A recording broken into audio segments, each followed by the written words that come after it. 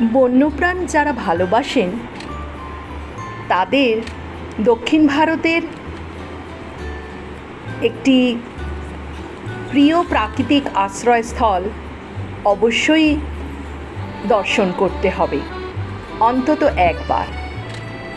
কর্ণাটকের চামরাজনগর জেলার বৃহত্তর নীলগিরি বায়োস্ফিয়ার রিজার্ভের এটি একটি অংশ, যা বান্দিপুর জাতীয় উদ্যান নামে খ্যাত।